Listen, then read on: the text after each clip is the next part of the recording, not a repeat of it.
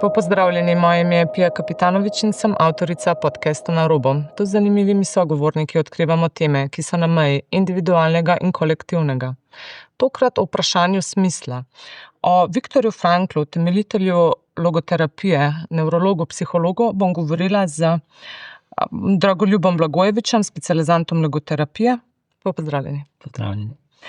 Torej, o Franklovi življenjski zgodbi, izkušnjah v koncentracijskem taborišču, nekaterim vemo več, drugi manj. Bi vas prosila morda za uvod, da nam predstavite, kaj je njega ta izkušnja holokausta naučila in kako je iz tega izpeljal potem svojo znamenito terapijo, ki jo je besedil tudi v knjigi Man's Search for Meaning. Človekovo Man's Search for Meaning je prevedeno v slovenščini kot kljub vsemu rečem življenju da. Pač malo bolj proti koncu je eno poglavje, ki je s takim imenom. Ampak tisto, kar je posebno pri Viktorju Franklu, je poleg tega, da je bil ta avstrijski nevrolog, psihiater, posebno je, da je se ukvarjal z vprašanjem smisla. In tudi to njegovo raziskovanje, vprašanje smisla, smrti, življenja človeka v trpljenju, je pač to najbolj sazrelo glih v tem momentu, ko je moral preživeti ta taborišča, ne. S čim si je pomagal, da je najdel to? To se zdi tako velika naloga v takem trpljenju, ne obupati in... Viktor Frankl je, preden je sploh končal v teh taboriščih, je raziskoval že esencialna vprašanja Kierkegaarda, Sorema in je že bil poglobljen. Že v njegovi kasnejši avtobiografiji, v slovenščini, če se ne motim, ni prevedena, Recollections, opisuje, kako je, ko je imel 4 leta, je začel se enkrat spraševati, jaz bom umrl, in kaj zdaj, ne. In to mu je dalo zagon, da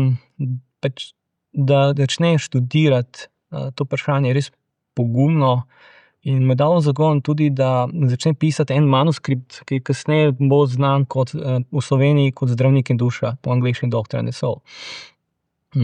In on je s tem manuskriptom dejansko prišel v to taborišče in je že imel teorijo. Veliko ljudi misli, da je Viktor Frankl odkril smisel oziroma začel se ukvarjati z smislom takrat, ko je soočil se največjim trpljenjem kot psihoterapevt, ne. Ampak ne, on je že precej vnaprej že imel to tezo, ampak je bil v taborišču izzivan, da kljub vsemu reče življenju da, ne. Se pravi, je tam preizkusil svojo teorijo tudi v praksi. Da. Potem pa je to vprašanje smisla uspešno predal naprej množicam, še danes ga citirajo, upoštevajo. Kako vi to uporabljate pri svojem delu s klienti? Torej, logoterapija sama po sebi je nekako praktična terapija. Ta malo bolj hecna izjava je, da psihoanalitičar vas bo poslušal, logoterapeut pa bo kaj povedal, ne.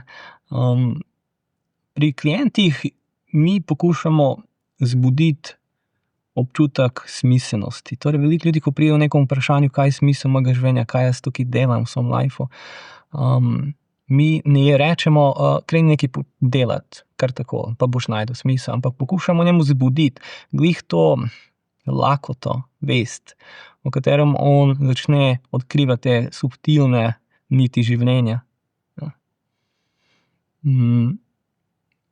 Mislim, klienti pridejo z različnimi vprašanji. Če imate kakšno idejo. Je morda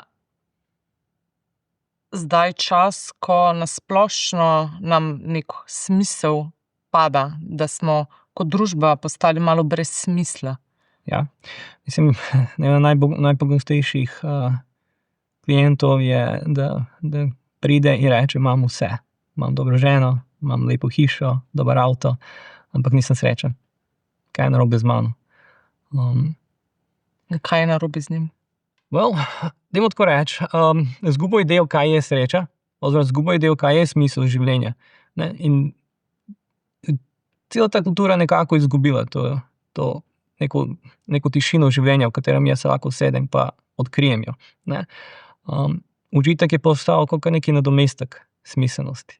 Smiselnega. Kaj nekdo reče, kaj je smisel, ponovno poskuša razumeti, kaj je resnično. Ne? Želi se povezati z nečim, ki ga presega in kaj jim pove. To je to. Ne? Ampak kaj bi to na primer bilo zdrav otrok, morda uspešna kariera?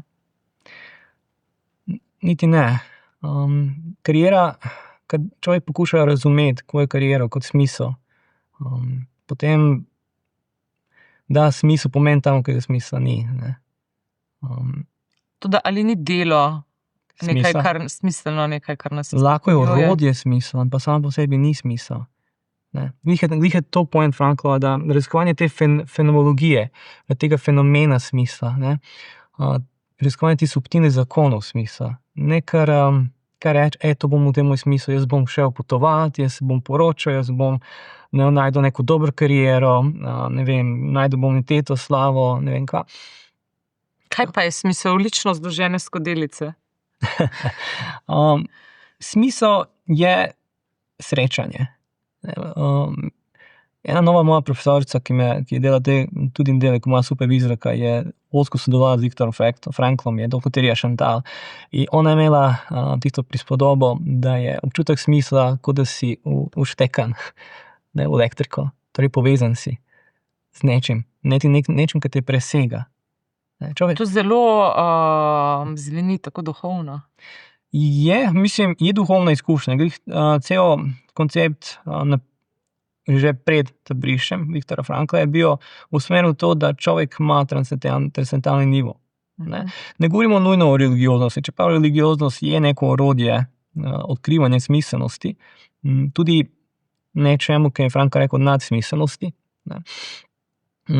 Ampak v osnovi človek ima v sebi močno potrebo po povezanosti, močno potrebo po odkritju teh nekega presega, ki mu pove, to je resnično. In človek brez občutka resničnosti težko živi. Tako reče, za mene življenje nema smisla. Imam ženo, imam otroke, imam vse super, ampak jaz ne vidim smisla v svojem življenju. Potem ponavadi. Pravi, niso povezani oni kot družina običajno. Ne govorimo o takšni vrsti povezanosti, ne govorimo o intimnosti, ne govorimo o kakovostnem pogovoru. Včasih imaš vse, lahko kot človek. Ne. Ampak ti lahko primanjkuje glih neko občutek transcendence, samo presega, neke izpolnjenosti. Ko pogledamo recimo osnovne potrebe ali prapotrebe človeka, lahko rečemo, da užitek je najnižja potreba, potem pa zadovoljstvo, ki že gre v bolj subtilno in še vedno ima ta neko dinamiko s tem življenjem. Iz tega gremo v srečo.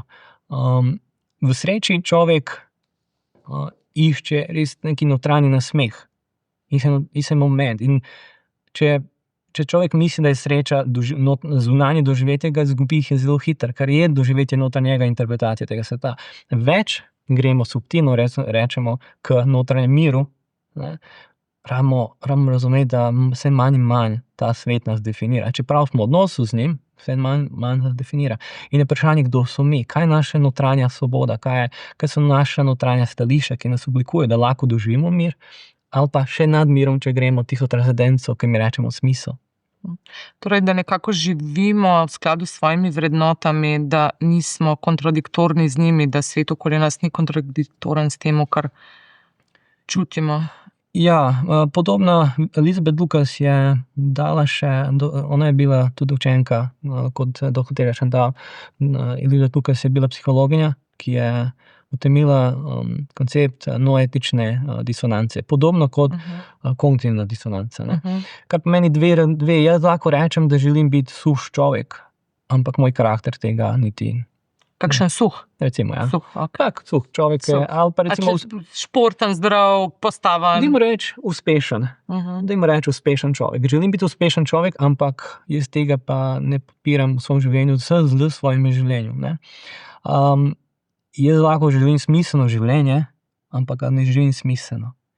In etična disonanca nam pove, da v nama obstaja karakter in etimologija, ki ne podpira vrednote, katere jaz želim živeti. Ne, lahko tu filozofiram.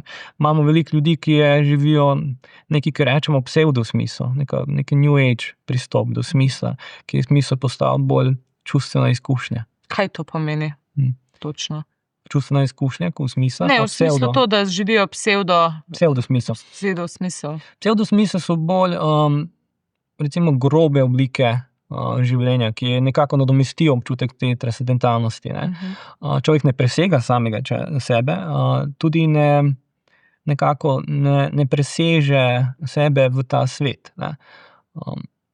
Človek poskuša doživeti neki užitek in subtilno zadovoljstva, se zatopiti v neka čustva umetne doživljanja miru, recimo z kakšno glasbo si da, pa kakšno vodeno meditacijo. To se daje občutke transcendence, ampak je psevdo, zaradi tega, ker še vedno odvisi od grobega telesa. Ne. Mi, ko delamo logoterapevti, ko delajo s klienti, raziskuje to svobodno polje človeka, ne, v katerem človek takrat se obrne k odgovornosti, da odgovori na življenje in odkrije to transcendenco. In to odkrije v sebi z temo, da je verjetno iskren do sebe. Kaj ima iskrenost do sebe opraviti s temo, da... Recimo, če vzamemo primer tega človeka, ki sem ga rekel, da ima vse, je pa nesrečen. Življenje je brezsmiselno, težko vstane svoje postelje, da počuti se depresivno. Iskrenost je tudi soočanje s tem, ali jaz živim življenje, ki je v skladu s tem, kaj sem jaz, kaj bi lahko bilo moje poslanstvo. Ne. Kakšna je filozofija mojega življenja, to je stališče do dobrega, kakovostnega življenja, kaj je vredno v življenju. To taborišče Viktorja Frankla nekaj je pokazalo je v trpljenju, da človek v bistvu lahko prepozna še najbolj subtilne elemente življenja. Življenje je rekel, vedno ima smisel, ampak in ga je težko odkriti, če nismo iskreni, nismo pripravljeni, nismo odprti do smisla.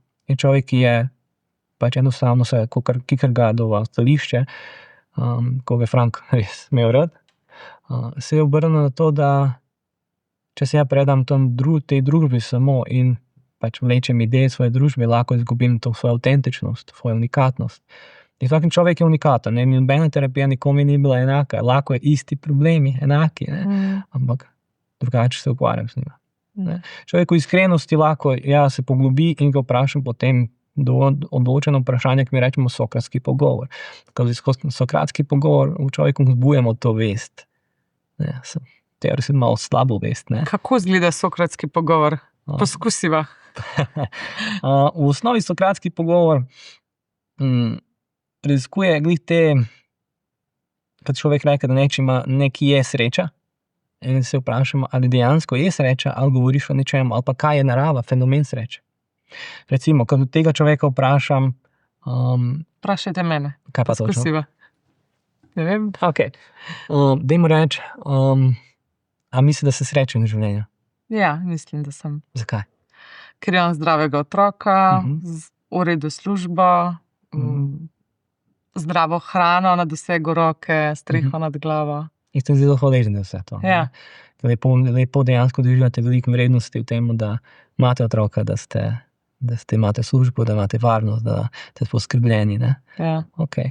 A obstaja neki del v vašem življenju, ki nekako počutite, kot da manjka, kot da je prazen potencialno? Ko mogoče, da bi hodili na terapijo zaradi tega. Skoraj. A pa generalno, ko se stane. Mogoče pristni odnosi. Kaj vam točno primanjkuje tukaj? Morda neka izpopolnjenost, o čemer ste govorili, nek občutek povezanosti z drugimi živimi bitji na taki intimni ravni. Govorimo o sožitju človekom ali? Ja. Okay. Točno kaj? Dobro razumemo sedaj. Smisel sokratskih vprašanj. Dejansko poskušam razumeti, v osnovi je prva stopnja pogovora sokratsko, želim dobiti neko anamnezo.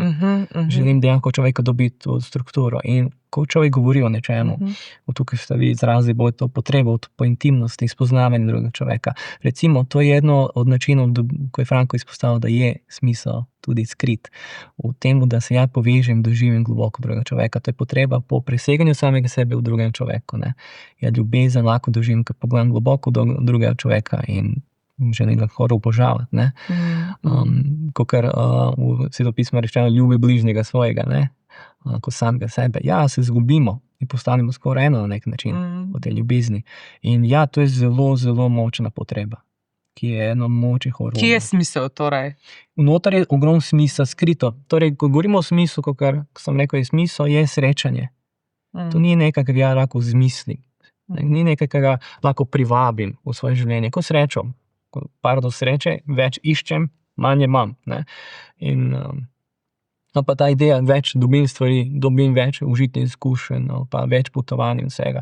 Mi imamo, v psihoterapiji tako malo skoraj hec, sezona dela je septembra, ko pridejo vsi z dopustov. Ja. In dejansko rečem, pojedel sem vse te pice, sedel sem v tej obali, sem se kopal, sem se potapljal, sem šetal to obalo, me grem nazaj. In to ni to. Ja. No, saj, zato sem pa prej dejala, da vseeno se mi zdi tudi delo neko tako, ker naj bi ljudje dobili nek smisel v temu, ko vidijo, da s svojim delom pripomorejo k, ali ne vem, boljšim družbi, ne vem, zadovoljujejo potrebe drugih preko proizvodov svojega dela v neki idealni teoriji. Mislim, osnovno jaz bi eno težavo, ki imam s to idejo potencialno, je to, da človek, ko sem rekel, da smisel tam, ko smisel ni. Narava kariere, dela, to ni smisel, to je pot. Na pot, na katerem ja doživljam smisel. Se pravi, pot je to, da nekomu pomagaš in to počneš preko svojega dela. Je lahko, imam je lahko doživljam smisel, da v mojem delu kreiram nekaj globokega, ne, in doživljam in se zbujam v tem delu in odkrijem moment smisla. Viktor Frankl je pri odgovoru, kaj je najboljša poteza, oziroma a je smisel en. Ne, a to je eno doživetje, ne. Rekel, to je kot ena poteza v šah. Odvisno je, katera je situacija, kontekst, oseba, ker je mojster, ki igra s tabo, ne. Jaz drugače igram še igro Go, če poznate. To je azijska igra, ki so jo nekako razvili in prevzeli zen menihi, ne. In v tej igri obstaja nekaj, ki mi rečemo božanska poteza, ne. In obstajajo ljudje, ki potratijo celo svoje življenje, da jo najdejo. In iskreno mislim, da sem enkrat videl pri borbi, igri, meču proti AI-ja in Lee Sedola. Zelo perfektna poteza. Toliko lepa, toliko globoka, da človek lahko reče, jaz doživim razsvetljenje. Ne jaz, ampak recimo Lee Sedol, verjamem, da je prišel precej blizu temu, ne. In ko govorimo o karieri, moment, ki ga lahko doživim, ki me lahko prinese transcendenco, je lahko skrito najbolj banalnim službam, kot človek. Recimo, v Bosni se spomnim, ko sem bil otrok, jaz sem živel zelo blizu železnice. In bil je kondukter, človek je v eni majhni hiški, na eni majhni postaji, vsa njegova služba, ki je bila, je, da enkrat, dvakrat, trikrat na dan pride iz svoje hiške in pogleda, če so vsi vani, vsi noter, in da dvigne. In vlak gre, ne. In se vprašamo, kako ta človek najde smisel v taki dolgčasni službi. Lahko v najmanjših potezah svoje življenje najde vsak dan smisel v tej službi. Je pa to njegova unikatna poteza. In to je to, kar nas Go uči. Viktor Frankl dejansko nas je učil, da lahko izgubimo sebe, da presežemo sebe in da razumemo tudi svoj položaj. No, ampak to sem mislila, se pravi to, da najdemo tudi v banalnostih življenja neko osmišljenje, je ta največja poteza, ki je prisotna tudi v igri Go, ki ste jo prej omenili. Je odkrivanje te poteze, odkritje, da jaz se srečam s to potezo, ta poteza pride na pot v mojem življenju, ne morem ga forsirati. Recimo, ko klient, oseba, pacient, Viktor Frankl je želel obdržati to besedo pacient. Je to latinska beseda, ki je še vedno povezana na duh človeka, ne. Ampak je humanistično gledano klient, ko pride, ljudje pridejo, pustijo me punca, lahko reče, ne. Pustijo me fant, kakorkoli. In potem samo dvigne roke v življenje, reče, življenje je brezupno, ali pa nikoli ne bom spoznal nobenega, ne. Logoterapevti iščemo, da razume smiselnost svoje trenutne pozicije in realnost tudi, katero mora presegati. In ne glede na trpljenje, ko človek danes doživlja, in ne glede na srečo, katero je prej doživljal, je čas, ko je pred mano v tem momentu in naprej, je zelo pomemben, zelo velik. Še vedno meni je potreba, da doživim smisel, srečo, veselje, lepoto, ne. In na temu se malo tudi terapevti obesimo, imamo tisto idejo neke tragične pozitivnosti, ne, tragičnega optimizma, ker človeka še vedno porinemo malo naprej, da se zave. In Najlepše bi bilo, če bi lahko povedal klientu, kar to naredi, ne. Ampak, Tega ne smete. ni da ne smem, lahko. Veliko položajev sem postavljen, da rabim včasih povedati, kako dejtati, na primer. Ne. Ampak da bi človek dojel smiselnost svojega življenja, smisel svojega vprašanja in kako odgovoriti na njega, življenje zahteva njega modrost. Če vam rečem zdajle jaz sem doživel Budo, ali pa Nirvano, ali pa sem videl Jezusa. To nič ne pomeni. Lahko, good for you, ne. Blagor tebi, ker pa jaz sem v svoji krizi življenjski. Terapevt pomaga, da človek pride do te modrosti in tega razsvetljenja skoraj v svojem življenju, ki dobi to subtilno nit, ki mu res, kakor je Frankl opisal ta moment ljubezni do svoje žene, ki je rekel, zdaj pa razumem, kaj je, zakaj toliko je besede o ljubezni, zakaj to poezije, literature, ne. Zakaj? Kaj je odkril? Odkril je ta subtilnost ljubezni, ne. Odkril je tisto pomen ljubezni, ne. Odkril je to, da sam po sebi ljubezen pokaže povezanost med vsem, ne. Odkril je to, da recimo, če klient oseba želi biti zaljubljena in kriti nekoga in imeti družino, da to ni samo užitek, da to ni samo status, da ni to samo dom, ampak dejansko služenje in dejansko izgubljanje in preseganje sebe v nekom, v biti del, recimo, nekega otroka, ne, spoznavati življenje, kot on raste in doživlja in se zbuja v njemu, biti priča temu, ne. Lepo povedano. Povejte mi, zakaj se pogosto zdi, da marsikdo najde smisel ali pa se začne spraševati v smislu šele, ko pristane na tleh, ko se mu zgodi kaj hudega, ko se zgodi nesreča, ločitev, da ne rečem kaj hujšega. Recimo v nekako, kako bi rekel, grobo rečeno, napačnem delovanju, ne, človek zelo hitro pride na tla in jaz se spomnim, že v svojih meniških časih, in mi je en menih rekel, ti lahko delaš, kar češ, ne pa dolgo. In to je, Viktor Frankl je bil zelo razširjen v dojemanju smiselnosti življenja in fenomena smisla, ni pa bil najboljši antropolog, ne, če lahko malo citiram doktor Jože Ramovša, ne, enega zelo znanega slovenskega logoterapevta, antropologa, ki je tudi imel oseben odnos z Viktorjem Franklom. Trenutno vodi Institut Anton Trstenjaka. Jaz, ko poskušam pomagati človeku, moram se tudi nekako zavedati, kje je pa njegov etos. Ne, kaj je njegova podlaga, v katerem se on orientira. Elizabeth Lucas je temu to rekla, kot neki noetični kompas. Moralnost, morala in smisel, etos in logos so zelo ozko povezani. In če delujem kontra antropologiji, ali pa, če bom bolj konkreten, antropohigieni, ne bom plačal za to. Ne. Če jaz, recimo, ne spoštujem svoje žene, ne ljubim svojega otroka, ali pa prenašam vzorce svoje družine. Recimo če nekdo reče, mene oče ni ljubil, ni me objemal. Nisem nikoli imel nekega bogatega življenja. Je tudi moj otrok, nočem spoznati ljubezni, ki treba dati otroku. Če moj oče, ženska reče, ni me ljubil, ni me dotikal, nismo se rokali, nismo imeli skupni čas. In jaz svojim možem rečem, isti si kot oče. To so vsi momenti, v katerem človek nekako je še vedno definiran z preteklostjo, njegov etos, njegova etika, njegova moralnost, njegov kompas je še vedno orientiran v kontekstu izkušenj, ki je prej imel. In kot terapevti se moramo zavedati preteklosti, ki se prenaša v sedanjost. Nekako je formira in tudi tukaj kličemo klienta, ne da jaz bom pametal in rekel, to je moralno, to ni moralno, ampak sokratsko raziskujem njegovo vest. Poskušam videti, kaj ti doživljaš in vidiš, kako dejansko razumeš svojo pozicijo. In ljudje tudi se malo zagrčijo. Kako pa potem preobrnete, da človek iz preteklosti zna stopiti v prihodnost, preseči te vzorce, stare delovanja, ki izvirajo še iz njegove primarne družine? Svobodno polje je velika beseda tukaj, ne.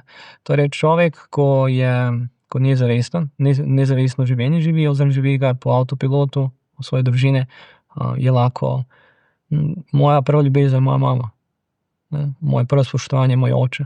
In kontra včerki, na primer, ona išče nekako ljubezen očetu, spoštovanje mami. In ja, lahko enostavno vlečem te vzorce, tudi kako so oni finance, tudi v negativih. Recimo, če čerka reče, jaz ne maram barvne obleke, zaradi tega, ker moja mama nosi kričave obleke, in je to negativ. In včasih to so nezavestni vzorci, ki jih vlečemo, in kot terapevti jih malo prikažemo. Zakaj tako razmišljaš? Odkot to prihaja? Kaj je to zgodovina? In nekako sami ozaveščanjem določenih vzorcev, določenih stališč, določenih negativov, človek dobi vse več svobodnega polja, da se odloči in dobi to svobodo, da reče, jaz bom bil drugačen. Seveda to tudi pomeni, da se odloči za nekaj višjega, nekaj bolj moralnega, da spozna tudi etos, ne? Da spozna antropohigieno.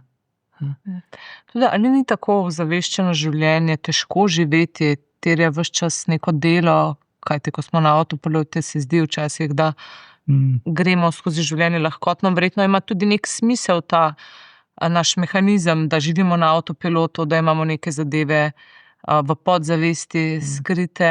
Ali je res pravilna pot, da to ves čas odpravljamo, brskamo po sebi, delamo na sebi? Ja, lahko je naporno. Jaz včasih pri mojih klientih rečem, da pa bomo odpirali mi Pandorine škatlice, ne. Veliko ljudi, ko se odloči za terapijo, je problem je tam, kjer se problem vidi. Problem, ki se ne vidi, ga ne vidimo, pač ne ukvarjamo z njim, nujno. Even if we have, tudi če imamo slona v sobi, rečemo, ne, včasih ga ne dotikamo, ne. Je življenje lažje, če je nezavestno, to se strinjam, precej lažje. Avtopilot in dr. Jože Moš, na primer, pa tudi moj stari profesor, dr. Klemen Kobal, je rekel, da živimo v stanju hipnoze. In ta hipnoza je majčkeno strup za nas zavest in v bistvu povzroča ta občutek eksistencialnega vakuma, dolgoročno. Mi lahko delamo po avtopilotu, ampak potreba po smislu, sreči je kot lakota. In če ja ne nahranim nekaj, bom lačen. Tudi če želim nahraniti z užitkom, zadovoljstvom, lepimi momenti, potovanji, hribi in vse, če ne zadovoljim te potrebe, vakuum bo. Kot da danes ne bom pil vodo ali pa jedel, imel kosilo, bom lačen. Ali opažate, da včasih nekdo, ki dolgo časa živi na avtopilotu in se potem odloči, da bo opazil tega slona, ki ga ima v sobi, zboli? Da je ta šok, ko vidi tega slona in vse to, da se sesuje?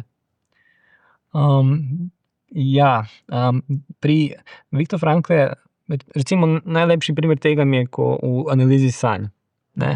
Po Freudu je bila ta prosta analiza, oziroma svobodna, pardon. Viktor Frankl je imel neko transcendentalno obliko analize sanj in včasih sanje povejo neke najgloblje dele človeka, ki se človek ustraši. In reče, jaz rad imam, da mi klienti pošljejo svoje sanje. Ne, da ja interpretiram, nisem glih neki interpretator, pomagam pa, da vidijo sporočilo svoje lastne vesti. In človek, ki doživlja praznino, eksistencialni vakuum, se dobro zaveda, ali pride do neke stene. Ja, človek se malo ustraši, človek pride na terapijo in na primer začne jokati, pa ne vem zakaj. Težko je precej, ne, ampak lepota tega je, da človek glih v tem utrpljenju največ spozna smisel. Glih v tem trpljenju in neprijetnosti, žalosti in panični napadi in tesnobnih napadi odkrije glih to najglobljo plat sebe, katera je lahko zadovoljena. To je lepota smisla in se reče, da ni pogojeno nujno s tem, kaj si jaz doživljam. Je torej življenje nek skupek srečnih trenutkov, ki se izmenjujejo z trpljenjem, žalostjo, v katerem spet najdemo smisel in potem, ali je cilj, da najdeš smisel in potem živiš smiselno? Kako je v teoriji neko to? pravilno življenje oziroma. In to so fenomenološko gledano, to so različni fenomeni. Sreča je neka kontrast sreče in nesreča, kontrast trpljenja je nekako bolj mirno, lepo življenje, veselje, ne. Jaz, če imam klienta, včasih je strah glih tega, da jaz zdaj bom imel absolutistično življenje. Torej, jaz bom sedaj odločil za smisel, bom raziskoval knjige, bom ful bral, bom ful razmišljal o tem in to bo moj life od zdaj naprej. Ne, življenje ima to neko svojo nit, katero moramo mi obstajati. Zakon narave obstaja, antropohigiena obstaja, etos obstaja, logos obstaja in jaz rabim biti in the tune, ne, ozvočen, I guess, ne, k temu. In orientacija k temu zna biti zahtevno, mogoče v določenih momentih nenaravno tej družbi, ki je toliko pač neka absorbirana v užitek in konstantno izgubljanje v nekom dopaminu, serotoninu in podobno. Torej, če sem vas pravilno razumela, če bomo brali vsi iste knjige o tem, kako najti smisel, hodili na jogo, opravljali vse te rituale, to še zdaleč ni pot do tega, da bomo našli tisto, kar je naša prava pot, naša rdeča nit. To mora najti vsak sam. Vsak ima osebno odgovornost, da najde smisel, ja. In to je osebna pot, definitivno. Mislim, da je Frankl, če se dobro spomnim, v njegovi knjigi Man's Search for Meaning, je rekel, da je smisel subjektivna izkušnja objektivne realnosti. Tako sem rekel, nažalost, tudi če sem jaz videl Jezusa, to vam ne pomeni veliko. Tudi če imam ne vem kakšna pričevanja, še vedno človek je v svobodni volji, da se preda nečemu in da izrasti tega, ne. Koliko smisla lahko imamo? Ima lahko različne smisle ali samo enega? Smisel, najmanjši smisel je najboljši, ne. Najbolj subtilno je najlepše. Zato mi se zdi, da Frankl, tudi nekako v svoji klinični praksi, terapevtski praksi vidim, da največ smisla človeku za najlepše niti življenja se dejansko živi v trpljenju. Ni najbolj vesela novica, dajmo tako reči, ne. Ampak dejansko Viktor Frankl je rekel, da v delu, v ljubezni in da človek najde smisel, ko smo govorila, največ ga pa najde v trpljenju in največ je potencialov v tem. Ja. Se pravi, če svojemu otroku prizadenemo kakšno travmo s svojim obnašanjem, nič hudega, bo že našel potem v tem smisel. Jaz potem v tem momentu govorimo, da sem jaz zadal nesmiselno dejanje, ampak moj otrok, otroku ne vzamem svobodo. Dolgoročno gledano človek ne glede na trpljenje, ko smo starši prinesli, ne vzamem resnico tega otroka. Primer, če mama dam otroka, ki ga je mama zavrgla, ki ga starši ne marijo radi, če ga tepejo preveč, so zelo nasilni do njega, so rekli bolj, da sem te splavila, take izjave. Če vam dam tega takšnega otroka pred vas, ne boste rekli, da se strinjate verjetno. Seveda, da ne. Obstaja glih tam nekako brezpogojna resnica človeka in brezpogojna vrednost človeka, ko vsi čutimo in razumemo, in to ponovadi govorimo takrat o vesti iz tiste transcendence človekovega doživljanja. No, ampak danes se mi zdi, živimo v časih, kjer želimo otroke zaščititi čisto pred vsako tegobo in z vsako besedo merkamo, da ne bomo prizadeli njihovih čustev. Absolutno se strinjam, da so take besede pretirane, ampak se mi zdi, da včasih je že rahlo povzdignjen glas nekaj, kar se danes interpretira kot nekaj, kar boš otroku povzročil travmo. Ja. V tem smislu, da smo morda preveč zaščitniški do njih kot duš. Ali se vam zdi, da ne? Mislim, precej ja, da smo duhovna evolucija dejansko je v srečanju z nekimi mejami. Jaz nikoli ne bom dober šahist, če bom konstantno zmagoval. In če jim bodo rekel, sem pameten, ko zmagujem. Ampak človek rabi biti ponižen, je razviti ponižen do življenja, je razumeti tudi svoje neke slabosti. Na logoterapevtski konferenci, recimo ta simpozij smisla. Ne. Tega imamo nekje, mislim, 13. 16. 15. marca, nekje okrog teh datuma.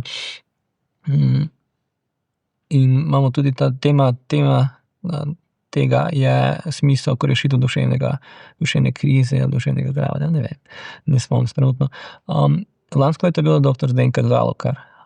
Ona ima eno neko gora.si, nekaj v tem smislu. In se spomnim, ko je govorila, kako dejansko otroke smo vzeli iz naravnega življenja. Vzeli smo mu dejansko to srečanje z tem, če boš visoko, boš padel. Ne, če boš zdrav, bomo morali kaj povedati. In tudi, na primer, ta komfort prehrane. Ona je rekla, ko meni otroci pridejo, jaz njima dam samo jabolko in kruh.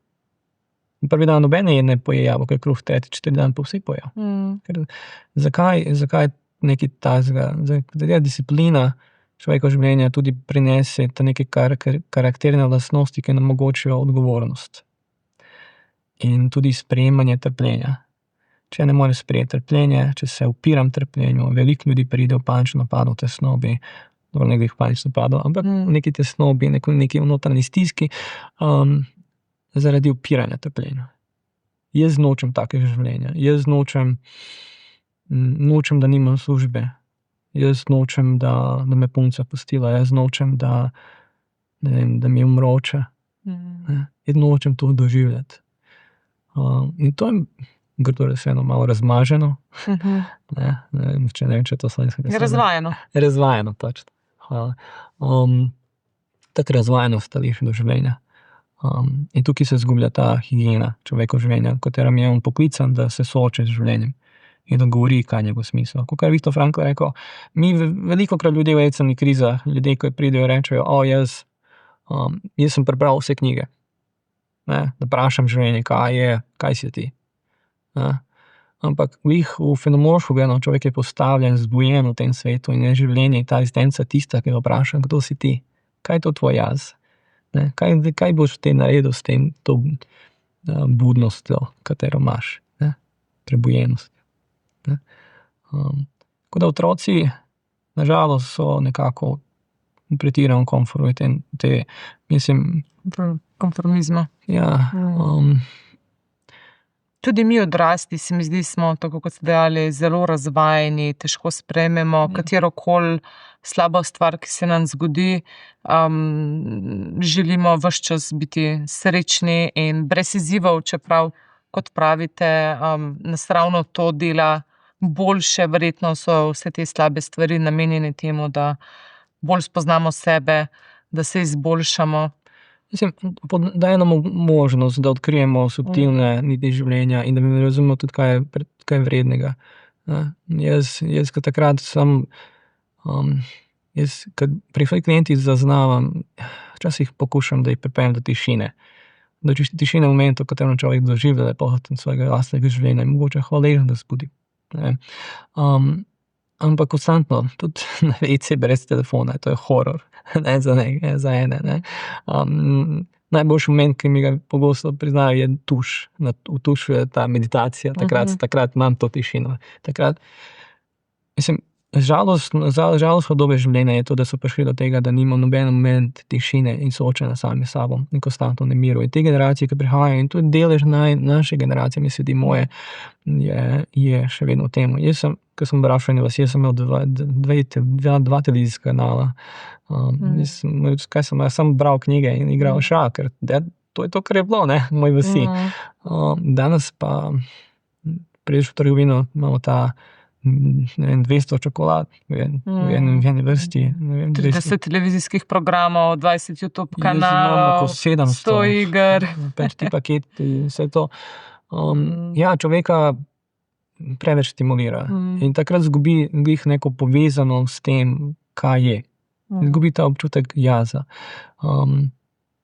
In ja, v tem komfortu človek ni najbolj zmožen doživeti smiselne momente, ker za njega je to tujka.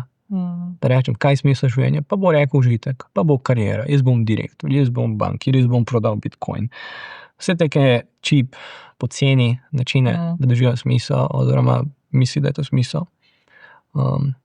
prakticira in mu je zelo tujka, ko govorimo glih o tej subtilnosti, ker ni nikoli skoraj doživel. Tudi novi starši, ki srečam včasih prinesejo otroke. Težko je otrok 90% na televiziji, na telefonih in jaz ne vidim, da je to živo bitje, ker res je mehanizirano. Težko mi priti do tega, kar je res ono. Zelo močno pomaga delati ta sokratski pogovor, ko se res postavimo pred človeka in se vprašamo, kaj je živo v tebi, kdo si ti, kaj je ta somatika, ta čustva, potrebe in različno ta antropološko raziskujemo tega otroka in seveda poskušamo priti do antropohigiene, tudi njegovega ranega razumevanja etosa. Njegovega bistva. Ja, kako dejansko odkriti življenje. In in obnoviti, kakor ta tem kazalka rekla, obnoviti odnos z dolgočasnostjo. Ker je. Povedano. Povejte mi še za konec o vaši izkušnji pri menihih. To je kompleksna izkušnja, dolga. Zakaj, kako se je pojavila ta potreba, kam ste šli? Mislim, ko sem rekel, sem živel v eni vasi, Bog iz nog, moj oče je bil železničar in živeli smo dejansko v stanovanju, oziroma imeli smo sami eno stanovanje v eni železnici, ogromno farmo. 200 ovaca, krave, koze, vse možne živali, ki lahko človek doživi. In imel sem ogromno stika z naravo. Moje normalno življenje je bilo, da hranim te živali, pazim na vrt, skrbim za vrt, berem knjige. Knjiga je bila moja vsakodnevnica, ni bilo veliko, moj prvi sosed je res bil daleč, ko ena pika nekje, to je bila Semberija, Bijeljna, ni toliko, to je ravnica, ampak še vedno si lahko videl svojega soseda, ampak je bil daleč. Mislim, da sem dobil nekaj, kar ni glih najbolj pogosto dobiti. Te subtilne zakone življenja, te subtilne lepote momentov, lepe poteze šaha. Zato sem takrat, ko je bil dolg čas, sem študiral šahovske poteze Fischera, Kasparova, Tarja, Rekina, njihove igre. Ampak nisem dobil neke priložnosti na začetku, da nekaj študiram, ker mi smo bili zelo, čeprav ogromno živali, zelo revna družina. In sem študiral bolj živilstvo. In v živilstvo so me v bistvu tako vrgli iz živilstva v kemijsko, ker so me prej dobre ocene, niso mi dovolili, da ostanem. Ampak to zbežal sem na koncu, sem končal v bistvu srednjo in sem zbežal v Indijo. Prvo v Hrvaško, v eno meniško majhno skupnost, potem v Indijo. Zaradi tega, ker sem vedel, da v življenju je nekaj več. Je tukaj nekaj več, kot se mi vsakodnevno ukvarjamo z njim. In sem želel to študirati. Želel sem študirati sanskrit, želel sem študirati vede, in sem končal. In se spomnim mojega prvega tedna v enem ašramu, ime je menih, te starešina, abot samostana, vprašal, koliko dolgo ti planiraš biti z nami, koliko bi dolgo ostal. Jaz sem rekel, čim dlje to bolj. In je rekel, take potrebujemo. In dejansko v teden, dva, ko sem prišel ostal, sem ostal dobrih 5 let. In to je bilo neko moje otroštvo, od 19 do 24 leta. Ta meditacija, jutranja, večerna, čez dan, kuhar, v večini primerov, mediator, ki si menih te postavijo na ta neki čuden pediestal in ljudje, ki imajo 40-50 let, pridejo se nekako vprašati, kaj je smisel življenja, kako naj priceliram svoje duhovno življenje. Ne zdi mi se, da to je bilo takrat zdravo. Tudi so tela skupnost, na koncu sem zapustil, ker mi se dela, da so ljudje preveč bili ritualni, preveč so bili v dobrem občutku meditacije. Samo zase spet, a ne? So skrbeli zase, ne pa morda toliko za druge. Obstaja neka užitna meditacija, da se omami z meditacijo. In je tudi kot oseba, ki meditacijo razume kot prebujanje. Jaz razumem kot prebujanje, oni v bistvu zelo uporabljajo kot drogo, kot opium. Zelo lep občutek, sedneš, dihaš and you feel peace. Ta mir dobiš, zato ker si v miru, vsa svoj nemir. Ljudje rečejo, moj sprehod je moj mir. Ne, to je utišanost. Utišanost ni prebujanje. Pa rituali tudi človeku ne prinesejo modrost, ampak globoka osebna izkušnja. Tako da sem v Sloveniji nekako sem bil zadnji duhovnik, sem neke manjše menihe vodil, začetne, in sem to zapustil. 2 leti potem sem pomagal, 2016, 2017, da se ustanovi gozdni budistični samostan v Goljku pri Trebnjem, Sama Nadipa, ki smo pač delali na starem tradicionalni obliki, malo ortodoksni obliki budizma Theravada, in smo nekako malo zbirali menihe. Človek, ki je bil abot tega samostana, ki je bil 19 let menih, je danes tudi logoterapevt. Ne, je specialist logoterapije. Kako to, da ste se potem odločili za to vejo, pa ne za kakšno, ne vem, psihoanalizo, realitetno terapijo? Ja, potem, ko iz nekih od teh letih med 2018 in 2020, ko sem se počasi odločil za to, da študij, psihoanalizem je bil velik problem, ker človeka doživlja deterministično, doživlja kako mehanizem. In tudi religija in duhovne izkušnje so simptomi. Mislim, lansko leto smo imeli konferenco v Slovenski matici, oziroma Društvo psihiatrov Slovenije. Tukaj je tudi Boris Hodar, je tudi logoterapevt, ne vem, če je zdaj še vedno predsednik ali bil, no, kakorkoli. Smo poskušali razumeti ta etično-fenomenološko pristop religiozni izkušnji, ne.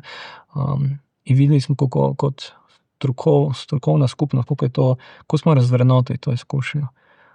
Da človek dejansko ima tako nejasne izkušnje, ki so tako mistične, transcendentalne. Mi kot znanost se sprašujemo, ali je to res ali ne, ampak je fenomen, ki se pojavlja vse več in več. In ta preklop med šizofrenijo in religijsko izkušnjo je zelo, zelo tako majhna meja, ki je nažalost malo v medicinski paradigmi. No, kakorkoli hitro pademo v psihoanalizi pod to, da je vse nekako simptomatsko in mehanistično in da je psihopatološko. Ljubezen je nagon, pravzaprav seksualni nagon. Dokler v dojemanju ljubezni, duhovnih dojemanju ljubezni človeka pogledamo v oči, globoko spoznamo in želimo biti nekako enosten, želimo dejansko služiti, obožavati. In tu v partnerski terapiji, ko delam, in pokušam zbuditi ta občutek v klientu, da kdo je tvoj partner, ne, kaj on potrebuje. Darilo, kateremu kupim, nisem jaz, ampak je on. Ga spoznavam in rečem, to je tvoje življenje, ne, izvoli. Ljubim ga na način, ko je dejansko on. Ne. Do psihoanalize na žalost tega ni bilo. Največ sem se nekako, poleg logoterapije sem se odločil za translacijsko analizo ali pa gestalt. Translacijska analiza ima proces, ki rečemo, malo sem je tu študiral, ima ena moja zelo dobra kolegica, doktor magistrica Urša Pojanšek-Young, ona je translacijska analitika in zelo blizu oseba meni. In ona prakticira bolj duhoven način translacijske analize, ne. Zaradi tega je še vedno ta prostor, ker človeka raziskujemo mišljenjsko skripto. Torej, mi analiziramo v teh skriptih, kako ti deluješ, in najdemo te formule. Najbolj znana knjiga iz translacijske analize je Formula ljubezni od Milivojevića. Ampak še vedno je manjkalo to, da zbudim v tem človeku. Jaz človeku pokažem vse neke vzorce, katere ima v življenju, naziram 2 leti njegov life. Še vedno ne dobim te modrosti iz njega, katero pomaga, da presega, da premaga, da preskoči. Zakaj ne? Je tako skrita, potišana ali jo? Ne iščemo praktične rešitve. Veliko v terapiji ljudje, če pridejo na terapijo, veliko njih se ne vpraša, katerem terapevt je prišel, je psihoanalitik ali logoterapevt, iskreno, ne. In oni dejansko bi raziskovali svojo preteklost, in ker bom vedel svojo preteklost, načeloma jaz bom vedel, kaj je problem, ga bom rešil. V praksi včasih človek dovolj do zavesti in dobi ta svoboden prostor. Ampak vprašanje tega svobodnega prostora je ogromno. Vprašanje vesti in pravilnega življenja, ker dejansko je ta etos, levo ali desno, ali bomo šli na pravilno življenje, nepravilno, ali bo dobro ali bo slabo. In to ni vprašanje niti mene, niti kogarkoli. Ampak notranji del Yes, občutka. človekovega srca. In tukaj se skriva ta odgovornost k dobroti, ker trenutno moja supervizorka, profesorica, s katero sem tal, vedno malo bode, da je dobrota dejansko vse s človekom. Ona ima fenomenalno knjigo o holokaustu. Ona je v Izraelu trenutno. In pomaga, še, mislim, že skoraj 85 let je stara. Elizabeth Lucas je 82.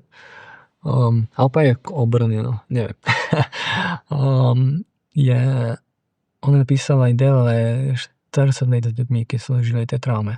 In delo s travmami je izjemno težko. Mi rečemo tudi retraumatizacija, srečanje ponovno s trpljenjem, ki si doživel. Včasih, kad klienta zbudiš v nekaj, kar ga noče videti, to preteklost, kad je, na primer, izgubljen dom, brezobčutnost doma, nasilje doma, da še enkrat pogovoriti se o tem je težko, ampak glih tam se odkrivajo te potrebe po reševanju. In tudi človek ima v sebi, možnosti, da ko pristopiš enkrat temu, da porabi novo modrost, kot en otrok, ki ni mogel takrat, ko je imel 9, 10, 11, 12 let, ali pa 5 mogoče. Kdo sem je danes? Ne. Je ogromno vprašanje tega svobodnega polja. Je transakcijske analize tega nisem našel. V gestaltu, ki sem raziskoval gestalt je, razlika med logoterapijo in gestaltom v nekom ponudnem raziskovanju, je, da je logoterapija je esencialno-fenomenološka, dok je gestalt fenomenološko-esencialni pristop. Ker jaz gestaltu prvotno bom raziskoval te celote v človeku, njegove doživljanje. V logoterapiji tudi delamo, ampak je nekako sekundarno. Ker tega, ker jaz poskušam prvo stališče odkriti v človeku, ne nujno kaj doživljam. Mala subtilna razlika, ker mi se zdi, da logoterapija je še vedno malo bolj človeška. Gestalt je zelo cenim, gestalt terapeute zelo imam rad. Rad sodelujem z kakšnim. Ampak se zdi, da jim zmanjka na koncu, ko pride do estetskega vprašanja, kaj je potem smiselno in kako človek presega samega sebe v tisto razsežnost njegovega življenja, ki bo rekel, zdaj vem, kaj narediti, zdaj vem, kam se orientirati in zdaj vem, kako odgovorim na svoje vprašanje, ker sem prišel na terapijo. In terapiji vedno rečem, terapija mora nekako priti v človekovo življenje. Ne maram, grdo rečeno, kliente, ki bi rad samo se pogovarjali. Nisem najboljši terapeut za to, čeprav mi se zdi, da sem empatičen človek, vsaj v terapiji. Mi rad vidim, da se terapija nekako prenese tudi v človekovo življenje. Da vidim rezultate. Ne, da samo človek hodi k vam, da tudi vi pridete v človeka. So odvisnost od empatije in terapije. Najlepša hvala za vaš čas, za pojasnila. Veliko uspehov pri vašem delu. Hvala. Vam pa hvala za spremljanje in se slišimo in vidimo prihodnjič.